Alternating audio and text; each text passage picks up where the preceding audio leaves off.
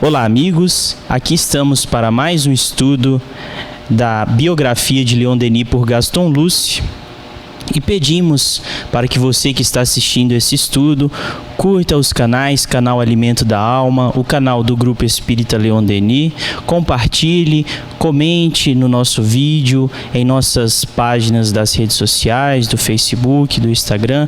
Participe do estudo, porque a participação é o que vai agregar para que a gente possa melhorar cada vez mais o nosso estudo.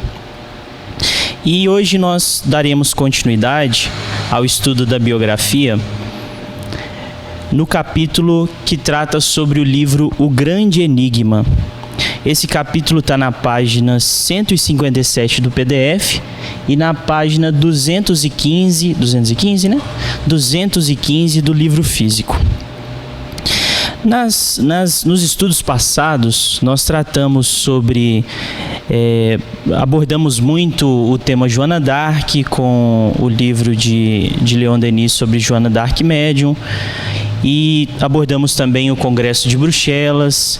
Falamos sobre uma divergência que houve com o Paul Nord quando ele trouxe aquela doutrina nova do universalismo, e hoje nós adentraremos essa obra de Leon Denis que chama O Grande Enigma. E Gaston Luce vai dizer o seguinte: pouco tempo depois aparecia, ele diz, o seu último livro, mas eu acho que foi um lapso ou talvez até um erro da edição aqui, que não é o último, né? Tem livros posteriores, o Gênio Céltico mesmo. Eu acredito que tem mais 2 livros, 2 obras que foram publicadas depois. Não sei dizer quais são, mas com esse surgimento do Grande Enigma, ele vai surgir em 14 de julho de 1911. Esse livro é apresentado. E Gaston Luce diz o seguinte: que o tema do livro abordava sobre Deus e o universo. Em seguida, a lei circular, as idades da vida e a missão do século XX. Diz o seguinte: desde o tempo de Lucrécio, que muitos ambiciosos pretenderam liberar nossas almas da tirania dos preconceitos e da angústia atávica do Tenaré. E aí esse Tenaré, eu não sei se você sabe, mas eu também não sabia, tive de pesquisar. Tenaré era um cabo situado no arquipélago do Peloponeso, ao sul da Grécia, onde se acreditavam existir a porta do inferno. Então, o que ele diz aqui, né? Muitos ambiciosos pretenderam liberar nossas almas da tirania dos preconceitos e da angústia desse inferno que eles tinham a crença. E ainda algumas religiões disseminam essa crença, né? No inferno em que a gente é condenado por toda a eternidade.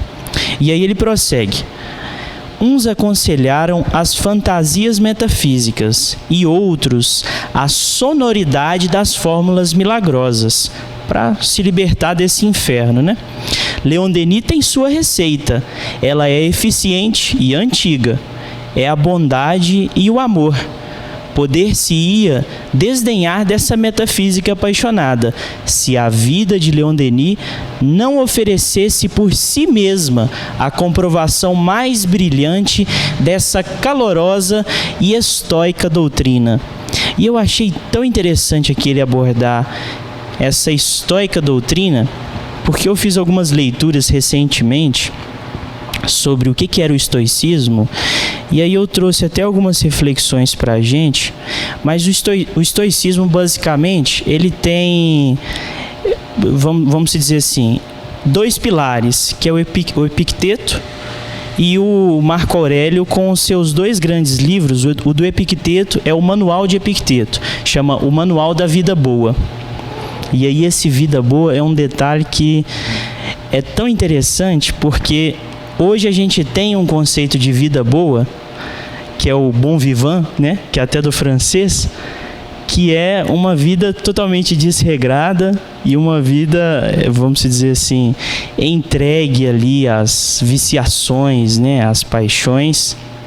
E na época deles, uma vida boa, na verdade, era uma vida totalmente ao contrário, uma vida integralmente dedicada ao dever, né? E eu gostaria de explorar um pouco mais, mas se quiser já fazer alguma colocação, Gabriel.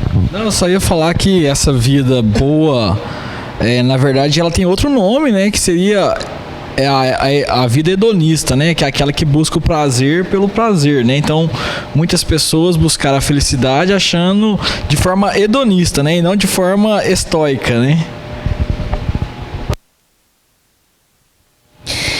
E aí eu vou tirar lá do Meditações do Marco Aurélio uma anotação na introdução dele, que ele diz o seguinte: a filosofia estoica ela surgiu em Atenas já após Platão e Aristóteles, quando por volta do ano 301 a.C., um estrangeiro chegou à cidade e passou a divulgar sua doutrina e atrair discípulos. O seu nome era Zenão de Cítio. Aí, o grande detalhe da palavra estoico, eu quero entrar um pouquinho dentro aqui, porque para mim já fazia muito sentido com a vida de Paulo, com a vida do Leon Denis, com a vida desses grandes missionários que fazem essa renúncia de si mesmo, né? Dessa vida hedonista, que deixam o mundo de lado, vamos dizer assim, deixam as coisas materiais e passam a viver pelas coisas espirituais, né? E aí a filosofia estoica, ela se chama estoica pela seguinte informação. O Zenão de Cítio, ele realizava suas palestras em locais públicos, sendo o seu ponto favorito uma espécie de pórtico, que em grego se chamava estoa.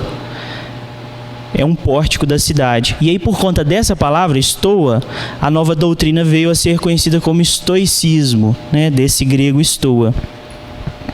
E aí, Zenão, ele inicia essa filosofia, só que quem vai dar uma divulgação maior é Epicteto, ele era um escravo e...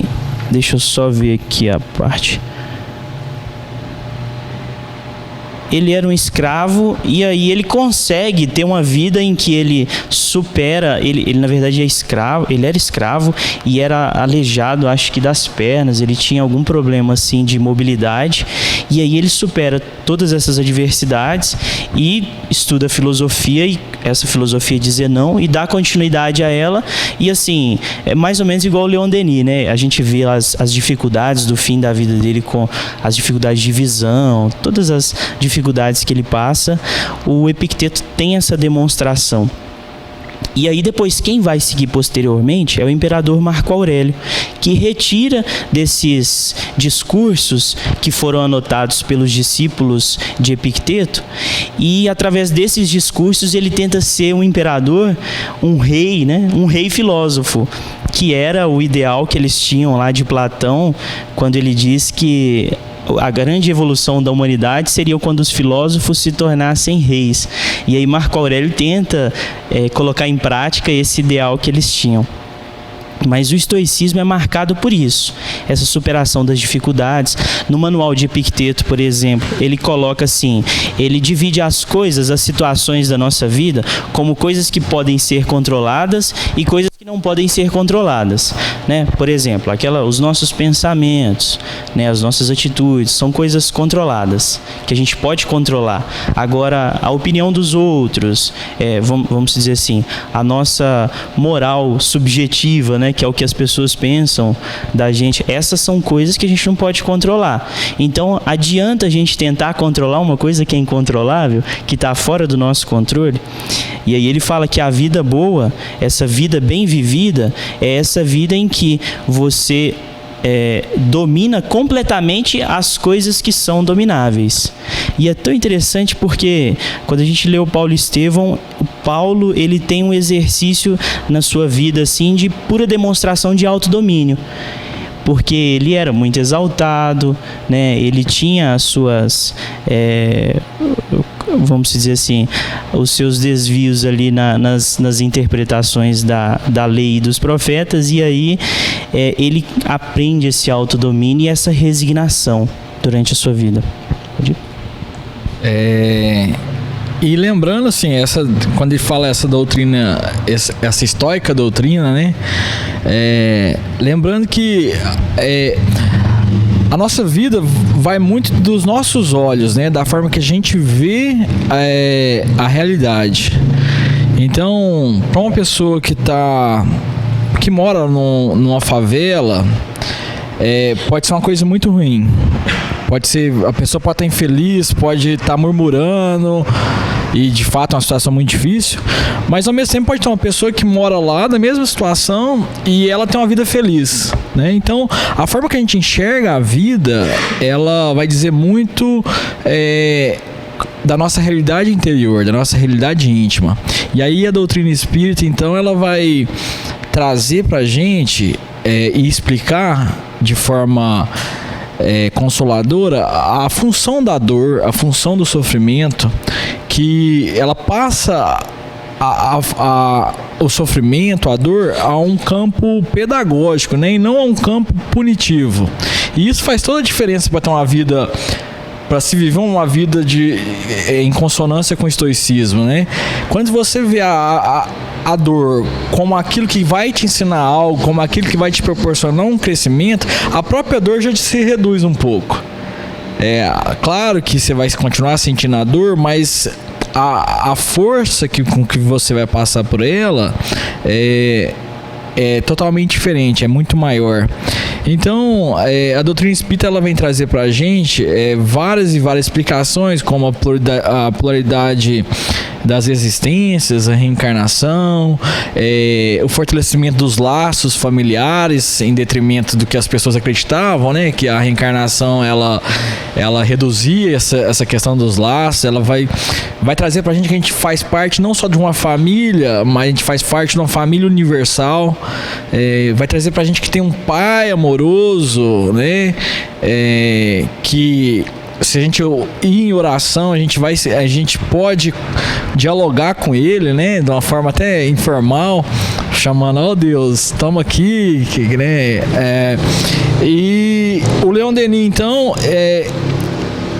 como diz aqui o trecho, né, ele viveu essa vida, essa doutrina. Ele pode-se dizer que ele chegou bem próximo àquilo que a gente chama de verdadeiro espírita, senão foi um verdadeiro espírita, né? Então a própria vida dele, como diz aqui o Gaston, já oferece a comprovação de que essa doutrina de fato, né, que ele escreveu lá no Grande Enigma, ela tem a sua eficácia, né? E aí, mais importante ainda, que daquilo que é desde o tempo de Lucrécio, né, que o Tarso leu, o Leon Denis tem a sua receita, né? E a receita, ela é eficiente, aqui diz, né? Ela é eficiente e é antiga. É a bondade e o amor. Então, assim, a própria Joana de Ângeles, ela vai trazer pra gente, no livro Plenitude, que ela vai no livro Plenitude, a Joana fala muito do sofrimento, né? Ela vai abordando todos os tipos de sofrimento e ela vai conduzindo como é que a gente sai do sofrimento até chegar à plenitude. Então a intenção do livro é essa. E ela vai falar que, assim, todos os capítulos ela vai só reafirmando cada vez mais que o amor é o antídoto para tudo quanto é tipo de sofrimento. E a bondade nada mais é do que o amor em ação, né? Assim, é o amor em ação. Ser bom é você ser amoroso também, agindo de forma amorosa. Então, o Leon Denis apresenta então a solução, que é uma solução bem antiga e bem eficiente, só que muito difícil a gente interiorizar, né? Que é o amor e a bondade. Isso é uma coisa que a gente tem que lutar com a gente, porque no estágio que a gente está ainda é muito difícil, né? A gente agir com isso. E é interessante esse paralelo, né? Porque primeiro ele fala de inferno, e aí depois ele traz amor e bondade. E aí quando a gente pensa assim na história das religiões, principalmente esse paralelo que a gente faz com as 3 revelações da lei de Moisés, Jesus com o Evangelho e posteriormente a doutrina espírita, é justamente esse entendimento de o inferno. A gente está falando de sanção, né? Sanção penal, vamos colocar assim. Para os males, para todo mal, tem uma sanção. Para todo bem que a gente pratica, tem uma repercussão boa.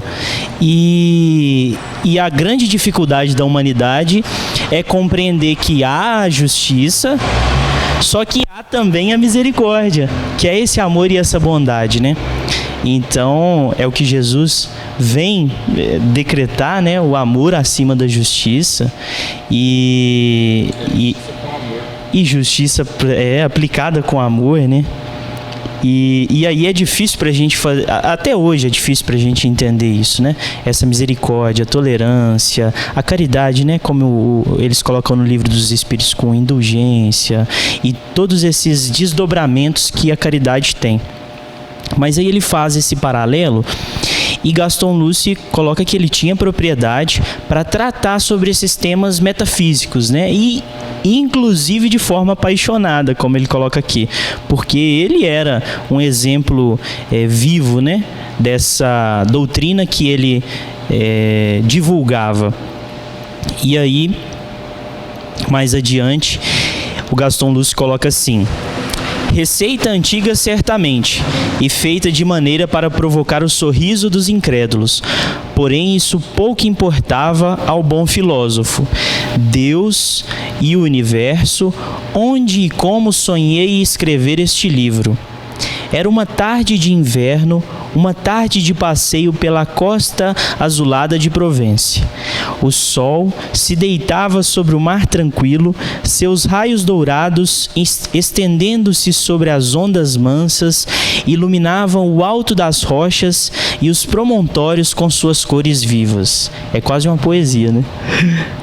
Enquanto a lua subia na imensidão sem nuvens, havia um grande silêncio envolvendo todas as coisas. E uma voz me disse: publica um livro que nós te inspiraremos, um pequeno livro que resuma tudo o que a alma humana deva conhecer para se orientar no seu caminho. Publica um livro que demonstre a todos que a vida não é coisa vã, de que se possa usar com leviandade, mas uma luta para a conquista do céu, uma obra elevada e grave de edificação, de aperfeiçoamento, uma obra que leis augustas e equitativas regem, acima das quais plana a eterna justiça temperada pelo amor. Então é tudo que a gente falou aqui agora, né? Que é essa questão da justiça, da equidade, mas temperada pelo amor. E é interessante ele dizer aqui, ó, publica um livro que demonstre a todos que a vida não é uma coisa vã, de que se possa usar com leviandade. Quando a gente pensa assim, a pessoa a famosa crença, o famoso debate sobre a unicidade de existências. Se existisse apenas uma vida, a gente nascesse ali no berço, morresse no túmulo e não existisse nada depois, ou existisse um céu ou um inferno que a gente tivesse, ou condenado, né, ao inferno, ou então, beleza, nós estamos aptos a ingressar nesse céu, mas por toda a eternidade, e inclusive separando aqueles que se amam. Então, se existisse apenas essa única existência, ou se nem existisse nada posterior a essa existência, como que a gente conseguiria colocar uma coesão de para que eu tenho que agir bem hoje? Para que eu tenho que viver essa vida boa que Epicteto, que Marco Aurélio tentaram praticar e viver? Para que eu tenho que seguir esses ensinamentos de Jesus dizendo que a gente tem que ser bom, a gente tem que amar o próximo? Onde que está a coesão? Era melhor viver uma vida vã, com leviandade, porque a gente aproveitaria muito mais a vida, né? E não teria. Pode falar. Assim, mesmo aqueles que acreditam que depois vá pro céu, vá pro inferno, né? Tem a questão, se você acredita que um pecado já vai te levar ao inferno, imagino que não há ninguém que não tenha pecado. E aí você vai pro inferno. Mas aí tem aqueles que acreditam que, não, mas se você se arrepender em algum momento, você vai pro céu da mesma forma. Então, que leva uma vida vã e no final você vai e se arrepende. Então, assim, uma ou outra não... Perdão é de graça. Sim, uma ou outra não vai... Não nos dá a... Como é que eu vou falar a palavra? Mas assim, não nos garante, não nos dá aquela garantia de que a gente não tem que viver uma vida vã. E aí a Carol vai comentar desse ponto, né, Carol? Então, vou pausar.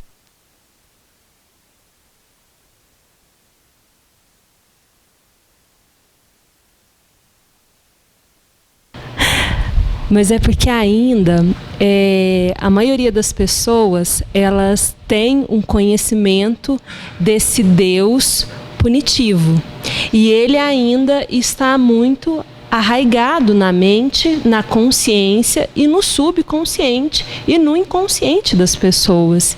Lógico que trazemos de várias experiências de outras encarnações, mas tem milhares de doutrinas que pregam a teoria cristã através do quê? Do medo, né? Daquela imposição assim, olha, eu tenho que fazer tudo correto para Deus gostar de mim. Então isso existe e muito. Porque nós temos essa compreensão e essa maturidade para ter esse entendimento em relação à doutrina espírita. Mas muitos irmãos nossos ainda estão muito presos a esse pensamento de esse Deus completamente punitivo. E eles acreditam dentro de si que se eles não fizer tudo conforme a igreja prega, fala, Deus não vai gostar deles de forma nenhuma. Né? Eles não vão ser aceitos no céu. Então esse é um pensamento que ainda vai levar muito tempo ainda para que todas as religiões possam entender e compreender esse processo, né? Justamente pela fase que ainda encontra nosso planeta. Mas aos poucos a gente vai tendo compreensão, as pessoas vão adquirindo conhecimento, a ciência vai tomando espaço e vai demonstrando muitas coisas que eram levadas e são levadas ainda a ter como se fosse uma ilusão ou uma coisa que tem que ser levada por brincadeira, né? Mas a ciência vai tomando espaço cada vez maior e vai comprovando que esse Deus, ele está em tudo e que ele é tudo. E que ele é ciência, que ele é filosofia, que ele é matemática, que ele é história, que ele é tudo, né? O que me chamou a atenção aqui também é a própria voz, né? Quando ele fala, uma voz me disse, né? E aqui tem dois pontos que eu queria destacar. Um é a questão do quando o trabalhador está pronto, o trabalho aparece, né? Parece que o Leon Denis estava pronto a todo instante, porque a todo instante era trabalho, escreve livro, etc. E a outra questão é de quando a gente vive uma vida, como a gente disse lá anteriormente, né? Quando a gente vive uma vida pautada na virtude, como a gente tem o amparo espiritual, né? Publica um livro que nós te inspiraremos, e esse amparo espiritual ele também vem muito da questão que logo depois ele vem falar assim, nessa base se encadeia os capítulos desse livro, que é um hino de adoração ao Eterno, né? Então assim, se um livro produzido é um hino de adoração ao Eterno, quer dizer que há uma sintonia, né, do próprio Leon Denis com essa questão da adoração. E aí, na pergunta 649 do Livro dos Espíritos, né, que na lei de adoração, Kardec pergunta, né, em que consiste a adoração? E aí os Espíritos respondem, né, na elevação do pensamento a Deus, deste pela adoração, aproxima o homem sua alma. Então imagina só, você vai ler o Grande Enigma, que é um hino de adoração eterno, né? E ao mesmo tempo, se você ler com esses olhos de adoração, você vai estar se aproximando, pelo menos espiritualmente, à divindade, né? Então, até uma propaganda para que leia um livro, né? Porque assim, é uma coisa que nos aproxima mesmo da divindade, e se aproximar da divindade quer dizer estar em sintonia, tal como o Leon Denis estava, sendo inspirado pelos espíritos de luz, né? Pelos espíritos bons, e principalmente estando em sintonia com o Criador de tudo, né? E é justamente isso, né? Os estudos e essas reflexões, elas são para a gente entrar nessa sintonia com Deus, né? Entrar nessa comunhão com Deus que tanto falava Jesus, né? Só que aí a gente começa a abrir os questionamentos, né?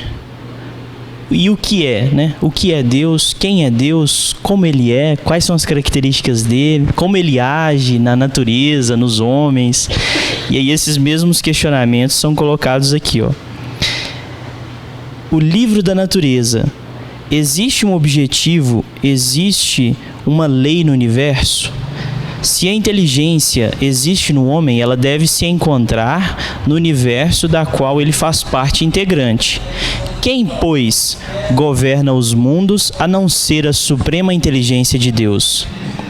Onde encontrar, noutra parte, a fonte dos três elementos, substância, força, inteligência, cuja união constitui a vida universal? E aí Gaston diz, são questões que o autor tentará resolver.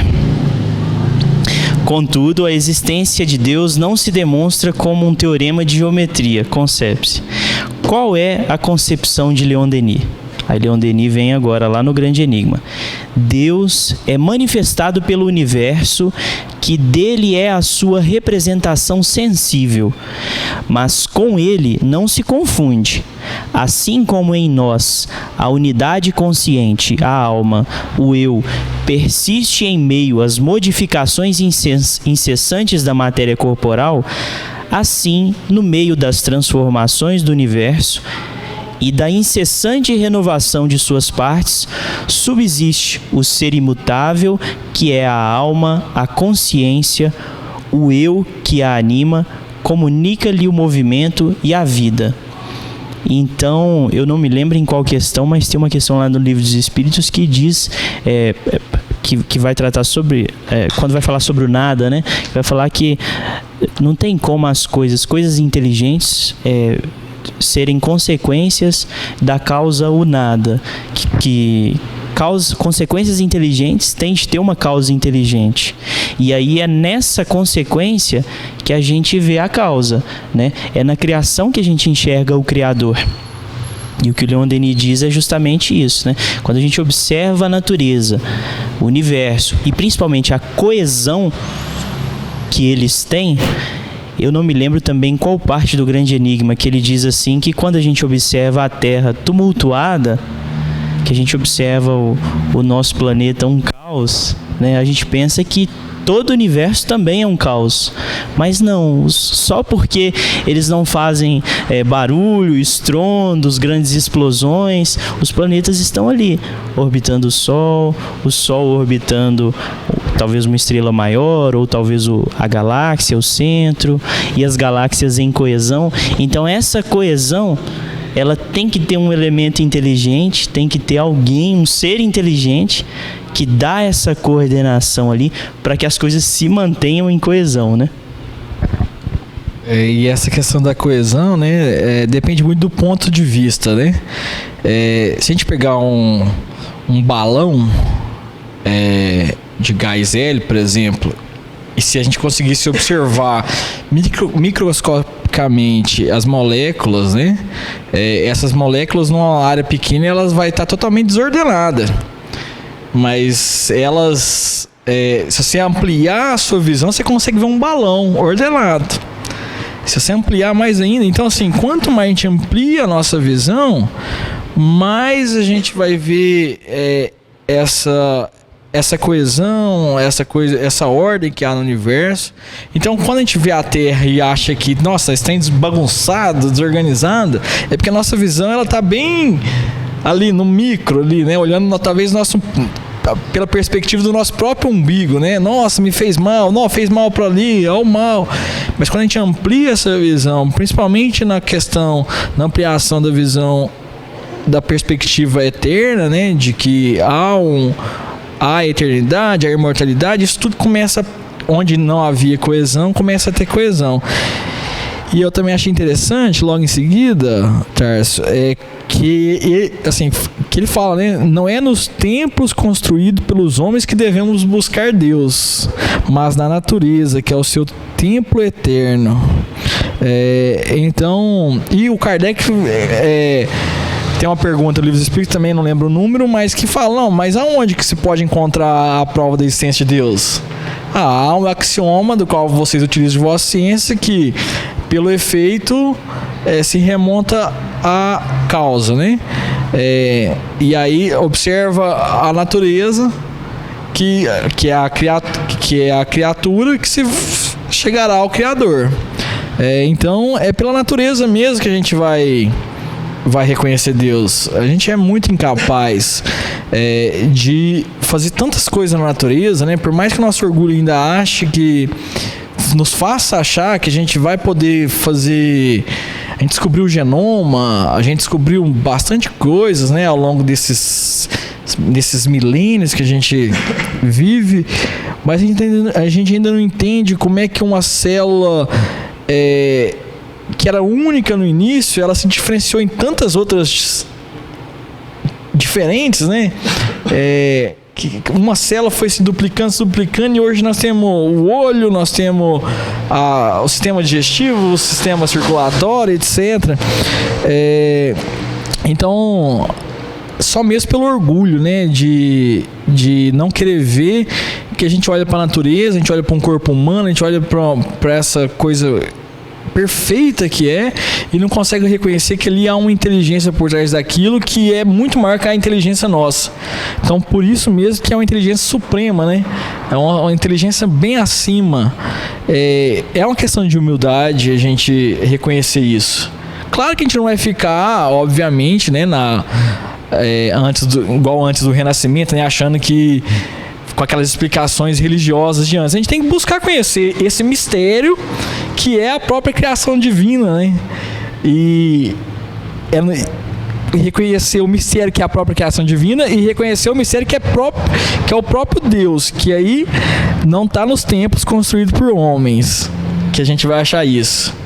Vai ser na natureza, que é o templo eterno, e que vai ser além da natureza visível, inclusive, né?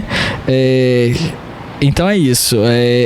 A gente tem que largar de ser orgulhoso e ser um pouco mais humilde para admitir que existe algo bem maior do que aquilo que a gente consegue conceber. E quer comentar antes? É tão interessante essa relação da natureza e o homem. Tem um astrofísico brasileiro, ele chama Marcelo Gleiser. E ele ganhou agora o Prêmio Nobel da Espiritualidade. E no livro dele, que eu li agora, que eu não me recordo o nome do livro, só lembro o contexto da história do livro, ele trata a espiritualidade não da forma das crenças ou de nenhum tipo de dogma, né? Ele trata a espiritualidade que é o quê? Que é o homem nesse processo de integração completa com todos os elementos da natureza, né?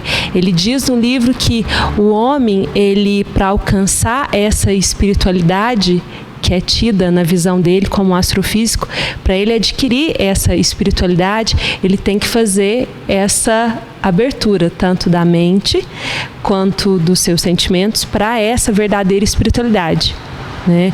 Que é você em integração com o universo, né? Que ele sempre fala nas palestras dele que nós somos poeiras do universo, né? Então, a espiritualidade, ela não está só hoje, né, sendo retratada apenas na doutrina espírita, mas também na ciência, né? Mas de uma forma, com uma outra visão, né? E com outro tipo de pensamento, mas está sendo retratada assim, hoje, dentro da ciência, né? Justamente, né? E o nosso propósito, eu acho que deve ser fazer o encontro, né? A ponte entre ciência e religião, porque é preciso que a gente faça essa ponte, né? Porque nada vem do nada. As coisas têm uma origem, e uma origem racional e inteligente. E por trás dessa origem, ali está Deus, né? Agindo com inteligência. E é interessante que a gente falou muito de progresso. E aí eu me lembrei, até pesquisei aqui uma citação do Emmanuel, que fala justamente sobre esse encadeamento. O quanto a gente trata com desdém a natureza, porque a gente observa a evolução, observa os seres, observa como é perfeito e inteligente, como a natureza progride também, e nós temos o nosso progresso pessoal, né? A nossa evolução pessoal. E muitas vezes a gente trata essa evolução com desdém e nem percebe que tudo está sendo encadeado ali por uma sucessão de progresso. E aí, só para citar mesmo aqui, é do livro Irmão, Psicografia do Chico, pelo Espírito Emmanuel, e o Emmanuel diz o seguinte: não te creias capaz de trair o espírito de sequência que rege todas as forças e todas as tarefas da natureza.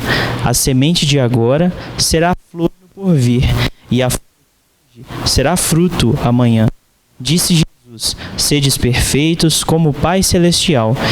Não quer que já estamos habilitados para a glória divina, mas sim que em matéria de aperfeiçoamento é indispensável que tenhamos todos a coragem de começar. E é isso, né? A gente falava de comunhão com Deus, fala de progresso, fala de ciência, fala de evolução, e tudo está encadeado, né? De uma forma coesa e de forma eficaz, né? Porque a gente vê os resultados, que as coisas não voltam, a gente não dá salto, né? A natureza não dá saltos de evolução, mas as coisas também não estão regredindo, né? E em tudo, né? Em tudo, é o que eles dizem quando fala assim, que quando se acende uma luz num quarto escuro, se percebe a sujeira. Então a gente às vezes fala: nossa, o mundo tá sujeira pura, né? Só que o que aconteceu? Acenderam uma luz. Acenderam uma luz de ciência, acenderam uma luz de religião, e essas luzes estão iluminando o mundo, nos fazendo perceber essa sujeira que a gente precisa limpar. E nós somos ali quem vai fazer essa limpeza, e devagarinho, sem saltos, nós vamos aos pouquinhos limpando, né, o mundo. Vocês falando aí, eu estudo um filósofo brasileiro, quase ninguém conhece, chama Farias Brito, ele foi um cearense, e ele, quando o Leon Denis, só por que eu estou falando isso, quando o Leon Denis propõe escrever um livro sobre Deus e o universo, a primeira coisa que me vem à mente é que ele está propondo um livro em que mostra uma parte diferente da parte objetiva do mundo, porque até então o positivismo ele só lida ainda, né, com essa parte objetiva. Toda a questão espiritual, subjetiva, o positivismo ele se abstém de falar sobre, né? E aí o Farias Brito tem uma frase que ele fala assim, ó: e realmente suprima-se todo sentimento, toda percepção, todo conhecimento. E que significação tem o mundo? Em vão desenvolver-se-á a substância infinita no espaço. Em vão brilharão os sóis e as constelações. Desde que não haja nenhum ser capaz de conhecer, nenhum ser capaz de sentir e perceber o que existe, todo o universo equivaleria ao nada. Então essa questão do em vão brilharão os céus, os sóis e as constelações, se não tivesse Deus, uma inteligência, se não tivesse inteligência, né, que primeiro a inteligência suprema, que é Deus, as inteligências que somos nós, para que teria isso, né? E a outra questão é sobre essa questão da coesão da matéria. Me recordei aqui da Lei Áurea, né? Assim, não da Lei Áurea aqui do Brasil, mas a Lei Áurea da Natureza, que é a relação de Fibonacci, né? Em que todas as formas da natureza respeitam, né? Todas as formas de vida respeitam essa proporção de Fibonacci. E aí, agora não dá para falar sobre, eu acho que nem falando conseguiria reproduzir tudo que é essa relação de Fibonacci, mas eu acho, e até sugiro todo mundo, vou mandar um vídeo no nosso grupo, o pessoal que está assistindo, que procure no YouTube, né? A Lei Áurea, né? A relação de Fibonacci que há na natureza. Vocês vão ver como tudo é perfeito.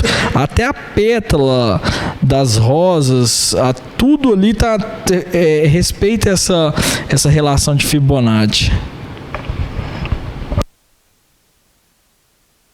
E aí Leon Denis prossegue, dentro desse raciocínio que a gente estava fazendo, ele vai falar aqui, ó, o Gaston Lúcio diz o seguinte: nesse universo, cujo centro vivo é Deus, nós nos encontramos numa relação íntima que liga causa ao efeito. Aí Leon Denis vai dizer o seguinte: Deus, Espírito Universal, manifesta-se na natureza, e o homem é na Terra a mais elevada expressão da natureza. A prova é que cada vez mais ele a domina e a coloca a seu serviço. Saídas de Deus, todas as almas são irmãs. Da paternidade de Deus decorre a fraternidade humana. E é nesse sentido que ele, Jesus, né, dizia aos seus discípulos: vós sois todos deuses. Então, de novo aquela frase do Emmanuel aqui, dizendo que nós já estamos habilitados a ingressar, né, nessa herança espiritual, né, vamos dizer assim, que a gente tem, que é essa herança de domínio mesmo da natureza, e um domínio benéfico.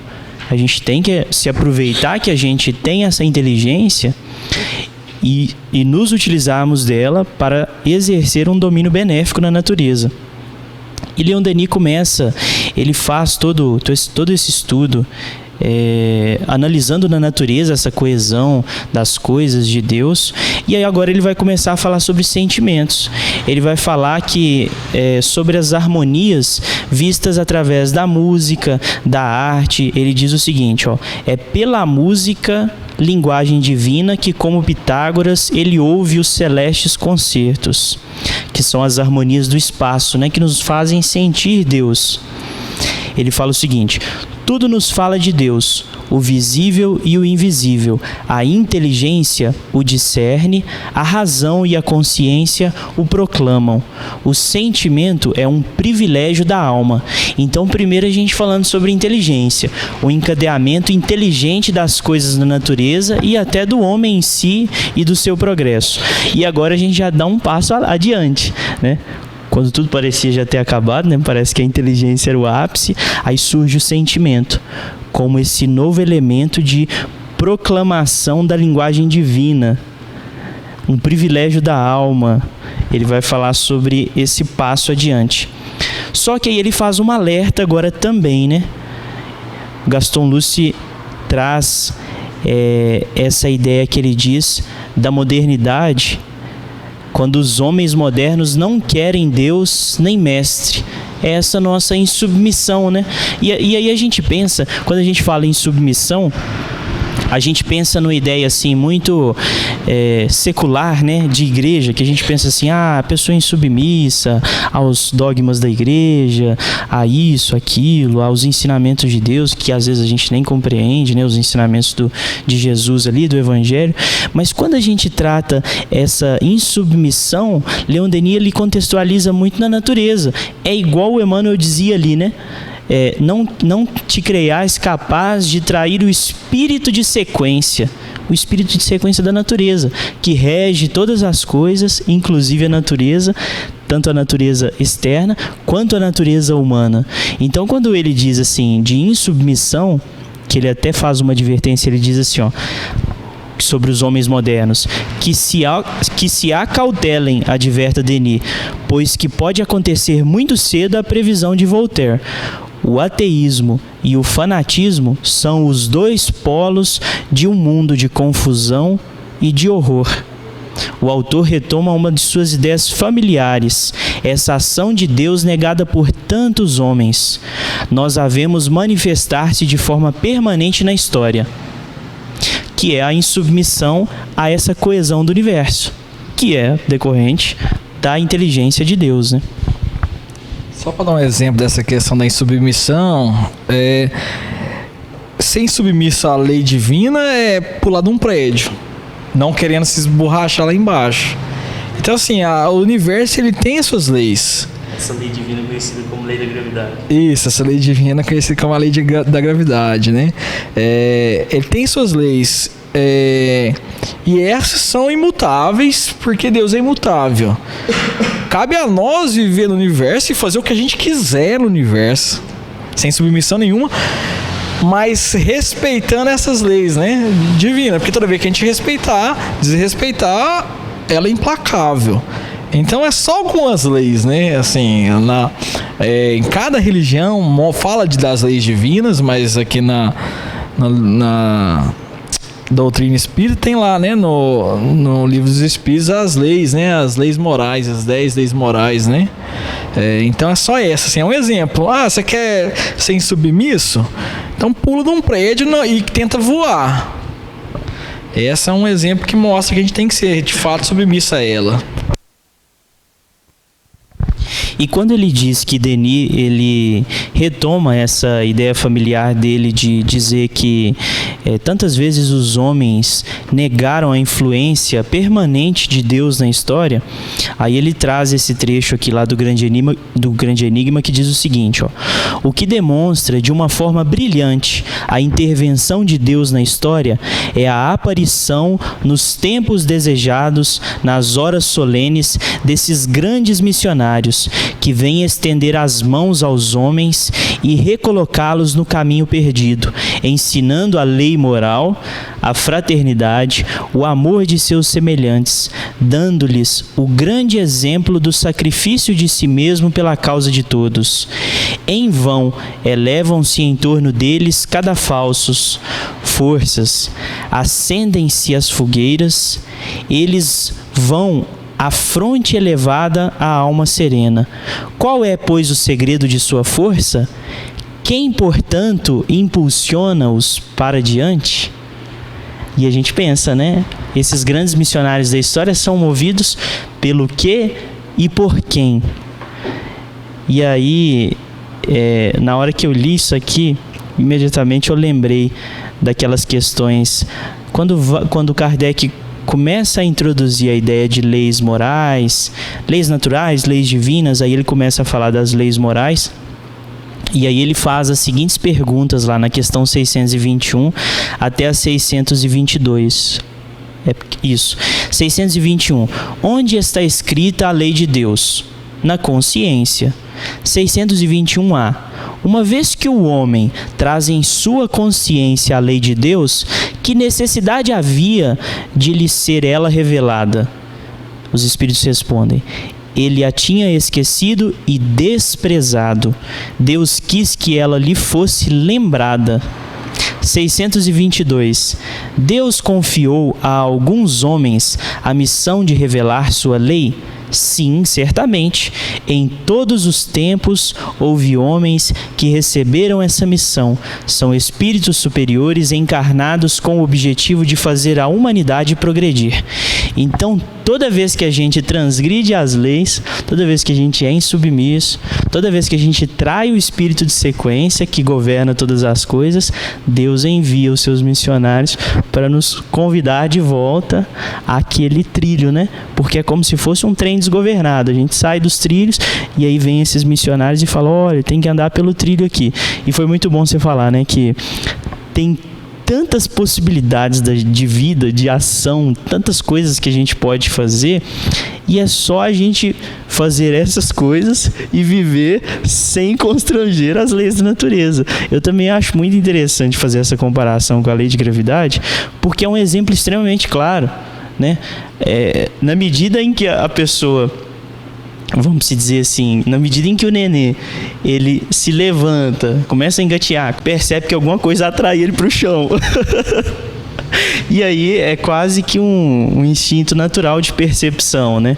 E aí, assim, se você pensa, se você pula do alto de um prédio, e aqui eu nem me refiro a suicídio, nem a questão moral, mas eu me refiro, assim, a leis puramente físicas, né? Se a gente pula de um lugar muito alto, mais do que as nossas pernas estão capazes de suportar, então, por consequência, o que vai acontecer? Vai ter uma fratura nas pernas, vai ter um problema aí, porque a gente teve um constrangimento da lei da gravidade. É uma coisa, assim, muito óbvia e que, com essa inteligência, a gente vai percebendo. Mas é interessante que até essas leis, elas podem ser dominadas, né? Por exemplo, um avião. Ele não há um constrangimento da lei da gravidade, mas o homem aprendeu a lidar com a gravidade de uma forma tão inteligente que ele consegue vencer ela. Vamos colocar assim, né? Você queria falar? Eu só ia aproveitar, e eu estava lendo aqui o outro parágrafo, né? Em que ele fala que nos espetáculos sublimes do céu estrelado, do mar, da floresta e da montanha, o autor reconhece a presença divina, decifra a palavra do enigma, entende a suprema lição que o Criador dá à criatura, amar. Então, mesmo ele fala aqui, né, a segunda parte da obra ele se consagra à natureza, mas é por olhar a natureza que ele então decifra esse enigma, né, e nos dá essa lição, né, do amar. E aí vem Jesus, né, e fala, ó, aí está resumida toda a lei e todos os profetas. Ama a teu próximo como a ti mesmo e a Deus sobre todas as coisas. Então tá aí, né, assim, é amar mesmo, é o amor mesmo, essas pessoas que a gente falou aí agora, né, essas pessoas que aparecem de tempos em tempos e que enchem nosso coração de esperança, que enchem nosso coração de alegria, o que eles fazem? Eles amam, né? Cada um no seu campo. Então, por exemplo, você vê um Nikola Tesla, né? Até outra indicação para quem conheça a história do Tesla, que é uma história linda. Um cara que fez tudo que fez por amor, né? Inclusive, foi ele que desenvolveu a eletricidade alternada, né? A corrente alternada. E aí, na época, tinha uma discussão entre corrente alternada, corrente constante, e ele falou, não, quer saber? Então eu dou a minha patente que eu poderia ter e dou para vocês levar isso aqui para frente, porque ele sabia que a ideia dele era a ideia que ia possibilitar a transmissão de energia em grandes distâncias, e ele, por amor à humanidade, ele doou aquilo, assim, outra pessoa, o Gandhi, né, por amor à Índia, por amor ao ser humano, ele se propôs a não ser violento, a praticar a não violência. E isso é tão assim que é aquele que ama que enche o nosso coração, até de inveja. Assim, a gente inveja quem ama, né? A gente olha para um senhorzinho todo humilde, mas se ele é bom, você fala, nossa, esse rapaz tem um negócio que eu não tenho, né? Assim, e é uma coisa muito difícil de trazer para o nosso coração, né? O verdadeiro amor. E então a decifração, como é que é a palavra? Não sei. A decodificação é mais fácil. Mas a decifração, a decodificação do enigma, então é o amor, é amar, né?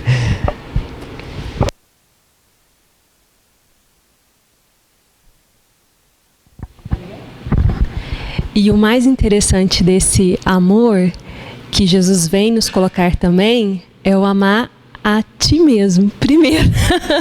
Porque a maioria das pessoas ficam preocupadas em amar todo mundo, em amar todos os processos, mas esquecem de começar a ter um olhar para si mesmo, né? Olhar para si, se reconhecer, porque a maioria desses vultos da humanidade, eles já tinham adquirido um processo de autoconhecimento muito grande de ti mesmo. Porque quando eu me conheço de verdade, quando eu tenho aquele olhar para comigo mesmo, olhando as minhas dificuldades, as minhas limitações, amorosamente, o processo de regeneração e o progresso para comigo mesmo, ele se torna mais leve, ele não fica pesado, né? Não fica aquele fardo, nossa, eu tenho que carregar a humanidade. Não, eu tenho que olhar para mim mesmo, para as minhas questões, me identificar com esse universo, com todo esse processo e evoluir gradativamente. É um processo devagar, lento, mas que nós temos a eternidade, né? Esse comentário aí eu me lembrei que eu gosto muito de ver a lógica do espiritismo, né? Assim, dentro da doutrina. Então, essa questão de amar a ti mesmo, então tem duas perguntas que eu utilizo para fazer esse raciocínio lógico. A primeira é a 621, né? Que o Tarso acabou de ler, né? Onde está escrita as leis de Deus, né? Aí eles respondem na consciência. E a segunda é a 919, né? Em que eles perguntam, que o Kardec pergunta qual o meio prático mais eficaz para domar as más tendências e resistir, para se melhorar nessa vida e para resistir a atração do mal, né? Assim, resistir à tentação do mal. E aí os espíritos respondem: um sábio da antiguidade já vou-lo disse, conhece-te a ti mesmo. E esse amar a ti mesmo, para mim, o dia que me deu esse eureka, eu falei, caramba, que massa, né? Aí eu comecei a falar isso para tudo quanto é canto. Porque, então vamos lá, para eu me melhorar e para resistir ao mal, conhece a ti mesmo, né? Conhecendo a mim mesmo, eu vou chegar numa coisa que está na minha consciência. O que está na minha consciência? As leis divinas. As leis divinas, que está escrita na consciência, são leis imutáveis. Na minha consciência não está uma lei divina X e na consciência do Tarso não está a lei divina Y. São as mesmas leis. Mas as leis divinas, e aí eu não sei, eu acho que é o Emmanuel que fala que as leis divinas nada mais são que a própria vontade do Criador. Por isso que são leis, que é a vontade do Criador, e se reconhece o ser na vontade em que ele tem. Então as leis divinas na verdade o próprio Deus. Seria assim, eu estou fazendo se é o próprio Deus, então se eu começo a me amar, eu tenho que amar essa parte que é minha, que é as leis divinas. Se eu estou me amando, eu estou amando essas leis divinas, que é o próprio Deus. Mas se eu estou amando essas leis divinas que estão em mim, e as leis divinas que estão em mim é as mesmas leis divinas que estão no Tarso, então eu estou amando a mim mesmo, estou amando ao próximo, né? Porque as mesmas leis, e estou amando a Deus também. Então, eu gosto muito desses raciocínios lógicos, porque é isso mesmo, né? Assim, amar a si mesmo é se autoconhecer. Se autoconhecer é ver as suas potencialidades, ver aquilo que ainda não está muito de acordo, mas sem se autopunir, sem se ficar se culpando, sem ficar murmurando, mas fazer de tudo para que essas leis divinas que sobressaem no nosso ser, e fazendo isso não tem como, é o amor, porque aí você começa a falar, nossa, eu sou isso, mas o Tarso também tem tudo isso. E aí eu começo a aceitar ele como ele é, eu começo a ser empático, e aí você já tá amando a todo mundo, que você começa a olhar para todo mundo e fala, gente, é todo mundo assim, mas é difícil, né? Eu tô tentando. É um exercício diário. É de grão em grão, né? A famosa frase, né? De grão em grão, a galinha enche o papo. É gradual, né? A natureza não dá saltos. Bom, e aí o Gaston Luce vai dizer sobre esse capítulo da natureza, e depois ele finaliza com o capítulo sobre a lei circular e a missão do século XX.